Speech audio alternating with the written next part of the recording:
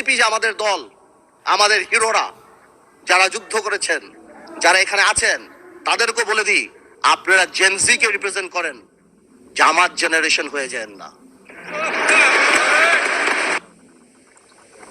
On speaker,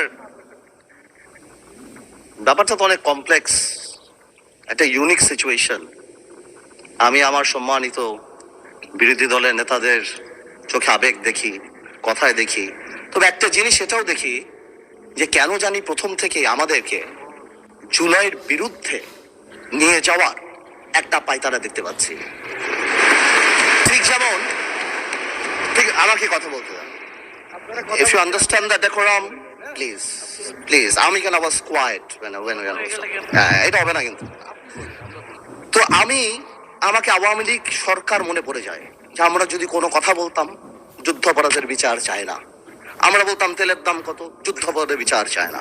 আমি অনেকখানি ওই অ্যাটিটিউডটা দেখতে পাচ্ছি। সবচেয়ে বড় কথা, we have no problem with July সনদ, আমাদের প্রবলেম প্রক্রিয়া নিয়ে। আপনারা কোন প্রক্রিয়ায় করতে চাচ্ছেন, এবং আমরা আমাদের ডিসেন্ট, নোট অফ ডিসেন্ট আগে থেকেই দেওয়া। আমাদের প্রক্রিয়া ছিল, আপনারা দেখেন, উইথ ডিউ রেসপেক্ট, একদম রেসপেক্টের সাথেই বলি, আপনারা সেই সময় রেভলিউশনারি গভর্নমেন্ট করেন নাই কেন? নর্মাল গভর্নমেন্টে গেলেন কেন? ট্রানজিশনাল রেভলিউশনারি গভর্নমেন্ট করতেন।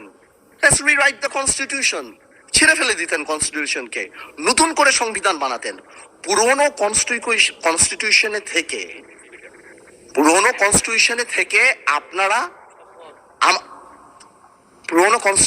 থেকে আপনারা সংবিধানকেই বাতিল করে দিতে যাচ্ছেন। এটা আসলে হয় না। It is unique, the revolution was unique, এর পরবর্তী government was unique, and what we had a quasi constitutional government. Doctrine of necessity তে আমরা কখনো কনস্টিটিউশনকে সম্মান দিয়েছি। ডক্ট্রিন অফ নেসেসিটিতে সংস্কারকে মাথায় রেখে, অফ কোর্স রিয়েলাইজ, যেটা তো আজকে থেকে রিয়েলাইজেশন না, ৭২ থেকে রিয়েলাইজেশন, আইয়ুব খানের অত্যাচার থেকে, যে আমাদের constitutional framework is set in such a way যে কোনো মুহূর্তেই আমাদের প্রিমিয়ার একজন স্বৈরাচার হয়ে যেতে পারে। সে কারণে তো গণপরিষদ করা হয়েছিল। কিন্তু আজকেও সেটা আমরা দেখছি যে সেটা করতে যে দেখা গেছে রাষ্ট্রপতির ক্ষমতা কমাতে যে আমরা প্রধানমন্ত্রী বা ক্যাবিনেটের ক্ষমতা অনেকাংশে বাড়িয়ে দিয়েছি। দ্যাট ইজ দ্য ইস্যু, আর তো কিছু ছিল না। এই কারণেও বা আমরা আমাদের কনস্টিটিউশনাল ফ্রেমওয়ার্কে রিয়েলাইজ করেছি উই নিড চেঞ্জ। আমরা মনে করি, বাট আমরা আজকে এখানে, আমরা পলিটিশিয়ান, আমাদের মাথায় রাখতে হবে that we must mitigate the harshness of the relevant provisions of the Constitution. At the same time, we must uphold the spirit of July. এই ব্যালেন্স আমাদেরকে করতে হবে। কিন্তু আপনারা তো আমাদেরকে লগর সেটে পাঠিয়ে দিচ্ছেন।